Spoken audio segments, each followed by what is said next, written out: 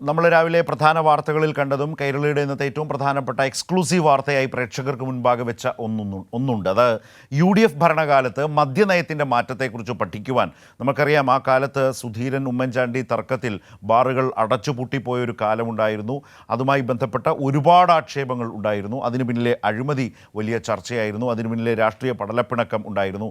ആരാണ് മുമ്പിൽ എന്ന നിലയിലുണ്ടായിരുന്ന തർക്കം ഇവർക്കിടയിലുണ്ടായിരുന്നു. ഇതെല്ലാം നമ്മൾ കണ്ടൊരു കാലമാണ്. ആ കാലത്ത്, ആ UDF ഭരണകാലത്ത് മദ്യനയത്തിൻ്റെ മാറ്റത്തെക്കുറിച്ച് പഠിക്കാൻ, ഞാൻ ഈ പറഞ്ഞ വിധത്തിലുള്ള പ്രശ്നങ്ങൾ നിലനിൽക്കുന്ന കാലത്ത് അതേക്കുറിച്ച് പഠിക്കാൻ ടൂറിസം തൊഴിൽ വകുപ്പ് സെക്രട്ടറിമാരെ തീരുമാനിച്ചിരുന്നു എന്നതിൻ്റെ രേഖകൾ പുറത്തു കൊണ്ടുവരികയാണ് കൈരളി ന്യൂസ്. ടൂറിസം സെക്രട്ടറിയുടെ റിപ്പോർട്ടിൻ്റെ അടിസ്ഥാനത്തിൽ മദ്യനയത്തിൽ ആവശ്യമായ മാറ്റവും വരുത്തി.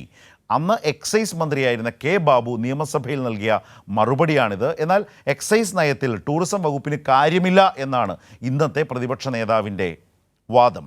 ഇപ്പോൾ ഷീജ വിശദാംശങ്ങളുമായി ചേരുന്നുണ്ട്. ഷീജ, ഒരിക്കൽ കൂടി പ്രതിപക്ഷ നേതാവ് VD സതീശൻ്റെ വാദങ്ങൾ നിരർത്ഥകമാവുകയാണോ?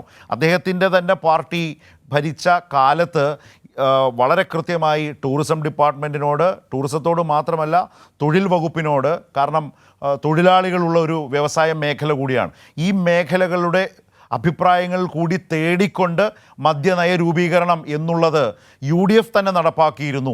അത് നിയമസഭയ്ക്കുള്ളിൽ അന്നത്തെ മന്ത്രിയായിരുന്ന കെ ബാബു തന്നെ പറഞ്ഞിരുന്നു. സ്വാഭാവികമായും അക്കാര്യങ്ങൾ ആ വകുപ്പുകൾ പറയുമ്പോൾ ആ വകുപ്പുകൾ അതുമായി ബന്ധപ്പെട്ടൊക്കെയുള്ള കൂടിയാലോചനകൾ നടത്തിയിരിക്കാം.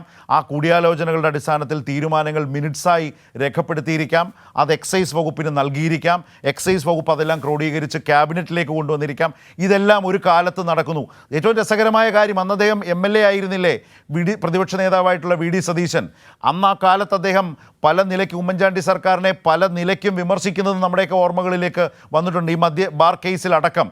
ഇപ്പോൾ കഴിഞ്ഞ ദിവസങ്ങളിൽ അദ്ദേഹം വാർത്താ സമ്മേളനങ്ങളിലൂടെ ഇപ്പോൾ പ്രതിപക്ഷ നേതാവ് എന്ന നിലയിൽ ഉന്നയിക്കാൻ ശ്രമിച്ചിട്ടുള്ള രാഷ്ട്രീയ ആരോപണങ്ങളുടെ മുനയൊടിയുന്നതാണോ ഷീജ ഇപ്പോൾ തയ്യാറാക്കി റിപ്പോർട്ടിൽ കാണുന്ന രേഖകൾ? തീർച്ചയായും ശരത്ത്, അതിൽ ഏറ്റവും സുപ്രധാനമായ എടുത്തു പറയേണ്ടത് UDF സർക്കാർ ഭരിച്ചിരുന്ന കാലത്ത് എന്തൊക്കെ കാര്യങ്ങൾ ചെയ്തോ അതൊക്കെ ഇപ്പോഴത്തെ കാലത്ത് തെറ്റാണ് എന്നുള്ളൊരു നിലപാട്. അത് നമ്മൾ ഈ വിഷയത്തിൽ മാത്രമല്ല പല വിഷയത്തിലും ഇന്നത്തെ പ്രതിപക്ഷ നേതാവ് VD സതീശൻ സ്വീകരിക്കുന്ന നിലപാട് അത് അങ്ങനെ തന്നെയാണ്. അത് പല വിഷയങ്ങളിൽ നമ്മൾ കണ്ടതാണ്. അതിൽ ഏറ്റവും ഒടുവിലത്തെ ഒരു ഉദാഹരണമാണ് ഈ ബാർ സംബന്ധിച്ചിട്ടുള്ള വിഷയം. അതിൽ അദ്ദേഹം കഴിഞ്ഞ ദിവസമൊക്കെ മാധ്യമങ്ങൾക്ക് മുന്നിലെത്തുമ്പോൾ പ്രതികരിക്കുന്നതിൽ ഒരു കാര്യം മാത്രമാണ് ഹൈലൈറ്റ് ചെയ്യുന്നത്. അതായത് ഈ മദ്യനയവുമായി ബന്ധപ്പെട്ട് ടൂറിസം വകുപ്പിന് എന്താണ് കാര്യം എന്നുള്ളതാണ്. അതിൽ ഇടപെടേണ്ട ആവശ്യം എന്താണ്, ടൂറിസം വകുപ്പിന് ഇതുമായി എന്താണ് ബന്ധം എന്നുള്ളതാണ്. അപ്പോഴാണ് നമ്മൾ ഇതുമായി ബന്ധപ്പെട്ട് കെ ബാബു, അതായത് UDF സർക്കാരിൻ്റെ കാലത്ത് അന്ന് എക്സൈസ് മന്ത്രിയായിരുന്ന കെ ബാബു നിയമസഭയിൽ അന്നത്തെ മദ്യനയവുമായി ബന്ധപ്പെട്ടുള്ള ചില കാര്യങ്ങളിൽ നൽകിയിട്ടുള്ള മറുപടി അത് നമ്മുടെ ശ്രദ്ധയിൽപ്പെടുന്നതും അത് നമ്മൾ അതുമായി ബന്ധപ്പെട്ടുള്ള വിവരങ്ങൾ ഇപ്പോൾ പ്രേക്ഷകർക്ക് മുന്നിലേക്ക് എത്തിക്കുന്നതും. ഇതിൽ പ്രധാനമായും പറയുന്നത്, അന്ന് ഇപ്പോൾ ശരത് സൂചിപ്പിച്ചതുപോലെ തന്നെ 5 സ്റ്റാറിന് കീഴിലേക്ക് 5 സ്റ്റാറിന് മാത്രം ബാർ ലൈസൻസ് നൽകിയാൽ മതി, 5 സ്റ്റാർ ഹോട്ടലുകൾക്ക് മാത്രം ബാർ ലൈസൻസ് നൽകിയാൽ മതി എന്നുള്ളൊരു തീരുമാനത്തെ തുടർന്ന് നിരവധി ബാറുകൾ അടച്ചുപൂട്ടുന്ന ഒരു സാഹചര്യമുണ്ടായി. ഇതിനെതിരെ വലിയ രീതിയിലുള്ള പ്രതിഷേധങ്ങൾ ഉയർന്നു വന്നു. പ്രത്യേകിച്ചും ടൂറിസം രംഗത്ത് നിന്നും വ്യവസായ രംഗത്ത് നിന്നും തൊഴിൽ മേഖലയിൽ നിന്നും വലിയ തോതിൽ സർക്കാരിനോട് ആവശ്യങ്ങൾ ഉയർന്നു വന്നു. ഇത് ഞങ്ങളുടെ മേഖലയെ സാരമായി ബാധിക്കുന്ന വിഷയമാണ് എന്നുള്ള കാര്യം ഈ ഒരു ഘട്ടത്തിലാണ് ഇത്തരത്തിൽ എക്സൈസ് മന്ത്രി കെ ബാബു തന്നെ നിയമസഭയിലെ രേഖകളിൽ നിന്നും വ്യക്തമാകുന്ന രീതിയിൽ അന്ന് അദ്ദേഹം മറുപടി നൽകിയത്. അതായത് ഇത് സംബന്ധിച്ചുള്ള കാര്യങ്ങൾ പഠിക്കുന്നതിന് വേണ്ടി, അതായത് മദ്യനയം പുനഃപരിശോധിക്കുന്നതിന് വേണ്ടി ഒരു വിദഗ്ധ സമിതിയെ രൂപീകരിച്ചു. അതെന്ന് പറയുന്നത് ടൂറിസം സെക്രട്ടറി, അതോടൊപ്പം തന്നെ വ്യവസായ വകുപ്പ് സെക്രട്ടറി, തൊഴിൽ വകുപ്പ് സെക്രട്ടറി, ഈ 2 സെക്രട്ടറിമാരെയുമായിരുന്നു അന്ന് നിയോഗിച്ചിട്ടുണ്ടായിരുന്നത്.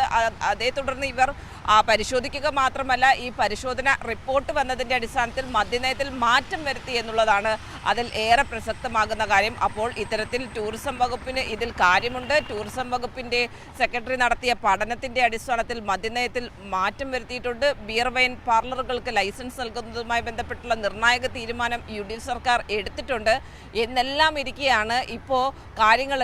ഇതൊന്നും തന്നെ ഞങ്ങളുടെ കാലത്തൊന്നും നടക്കാറില്ല, നിങ്ങളുടെ കാലത്ത് മാത്രമാണ് എന്ന രീതിയിൽ LDFനെ കുറ്റപ്പെടുത്തുന്ന നയവുമായി രംഗത്ത് വരുന്ന ഒരു പ്രതിപക്ഷ നേതാവിനെ നമ്മൾ കാണുന്നത്. അത് അദ്ദേഹം ഈ വിഷയത്തിൽ മാത്രമല്ല എല്ലാ വിഷയത്തിലും UDF ചെയ്ത കാര്യങ്ങളൊക്കെ വിസ്മരിച്ചുകൊണ്ടാണ് കാര്യങ്ങൾ പറയുന്നത് എന്നുള്ളത് ഏറ്റവും പ്രസക്തമായ കാര്യം തന്നെയാണ് ശരത്ത്. എന്ന് വെച്ചാൽ ഇതൊക്കെ ഈ സർക്കാർ സംവിധാനത്തിൽ ഇതുമായി ബന്ധപ്പെട്ട് കിടക്കുന്ന കാര്യങ്ങൾ പരിശോധിക്കാൻ അതാത് വകുപ്പുകളുടെ ആലോചനകൾ, അവരുടെ അഭിപ്രായങ്ങൾ ബന്ധപ്പെട്ടവരെ ഏൽപ്പിക്കുക. ഇപ്പോൾ ടൂറിസവുമായി ബന്ധപ്പെട്ട ടൂറിസം അക്കാലത്ത് നമുക്ക് ഓർമ്മയുണ്ട്, ബാറുകളെല്ലാം പൂട്ടിക്കിടന്നപ്പോൾ അത് കേരളത്തിൻ്റെ ടൂറിസം വ്യവസായത്തെ വലിയ ദോഷകരമായി ബാധിക്കുന്നു എന്ന പ്രധാനപ്പെട്ട ചർച്ച നടന്നിരുന്നു. സ്വാഭാവികമായും ടൂറിസം വകുപ്പ് അവരുടെ ആശങ്കകളോ അഭിപ്രായങ്ങളോ അറിയിച്ചിരിക്കാം. തൊഴിൽ വകുപ്പ് വളരെ പ്രധാനമാണ്. എനിക്കൊന്ന് ടൂറിസത്തേക്കാൾ പ്രധാനമാണ്. 10,000-കണക്കിന് തൊഴിലാളികൾ തൊഴിലെടുക്കുന്ന ഒരു വ്യവസായ മേഖല എന്ന നിലയിൽ അവർക്കും അവരുടേതായ അഭിപ്രായങ്ങൾ പറയേണ്ടതായ കാര്യങ്ങൾ ഇക്കാര്യത്തിലുണ്ട്. ഇത് സർക്കാരിൻ്റെ ഒരു നടപടിക്രമത്തിൻ്റെ ഭാഗമായി നടന്നു പോകുന്ന കാര്യങ്ങളാണ്. അങ്ങനെ നടന്നു പോകുന്ന കാര്യങ്ങൾ സംഭവിച്ചിട്ടുണ്ടെങ്കിൽ ഈ കാലത്ത് നടന്നതൊക്കെ ഏതിനെയും ഏതാണ്ടൊരു പുതിയത് എന്ന മട്ടിൽ ഏതോ അപകടകരമായ ഒരു കോഴ ആരോപണത്തിൻ്റെ തലത്തിലേക്ക് കൊണ്ട് കെട്ടാൻ പറ്റും എന്ന നിലയിലേക്ക് ആ വിഷയത്തെ സമീപിക്കാൻ പ്രതിപക്ഷ നേതാവ് ശ്രമിക്കുമ്പോഴാണ് അദ്ദേഹത്തിൻ്റെ തന്നെ സർക്കാരിൻ്റെ കാലത്തെ ഈ രേഖകൾ പുറത്തു വരുന്നത്. ഇത് നിയമസഭയിൽ തന്നെ കെ ബാബു അവതരിപ്പിച്ചതാണോ, രേഖാമൂലം നൽകിയ മറുപടിയിലാണോ ഈ വിവരങ്ങൾ ഉള്ളത്? ഷീജ, നമ്മുടെ ഇനി ഇതേ തുടർന്ന് പ്രേക്ഷകരിലേക്ക് വരാൻ പോകുന്ന ഷീജ തയ്യാറാക്കിയ റിപ്പോർട്ടിൽ നമ്മൾ വെളിപ്പെടുത്തുന്നതും പ്രേക്ഷകരെ കാട്ടുന്നതും ആ രേഖകൾ തന്നെയാണോ? കെ ബാബുവിൻ്റെ അന്നത്തെ സഭയിലെ വിശദീകരണമാണോ?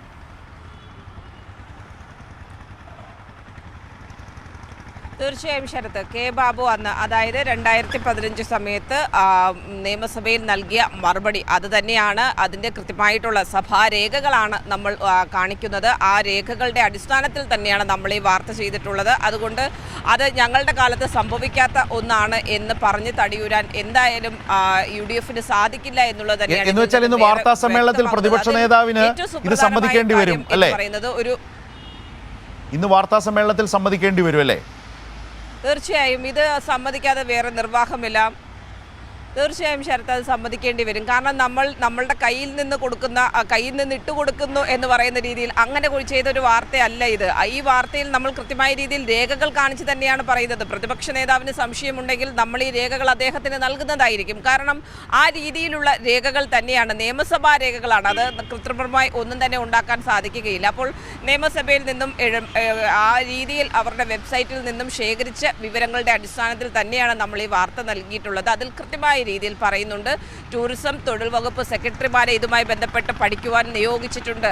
ആ വിദഗ്ധ സമിതിയുടെ റിപ്പോർട്ടിന്റെ അടിസ്ഥാനത്തിൽ മദ്യനയത്തിൽ മാറ്റം വരുത്തിയിട്ടുണ്ട്. ഇത് കെ ബാബു, അന്നത്തെ എക്സൈസ് മന്ത്രി തന്നെ ഇത് തുറന്ന് സമ്മതിക്കുന്ന ഒന്നാണ്. ആ കൃത്യമായിട്ടുള്ള വിവരങ്ങൾ, ആ മറുപടി തന്നെയാണ് നമ്മൾ ഈ വാർത്തയിലൂടെ പുറത്തറിയിക്കുന്നത്. അതിന്റെ രേഖകൾ തന്നെയാണ് കൈരളി ന്യൂസ് പുറത്തുവിടുന്നത്. ശരി, ഷീജയാണ് ഈ വിശദാംശങ്ങൾ ഇപ്പോൾ നമ്മളുമായി പങ്കുവച്ചത്.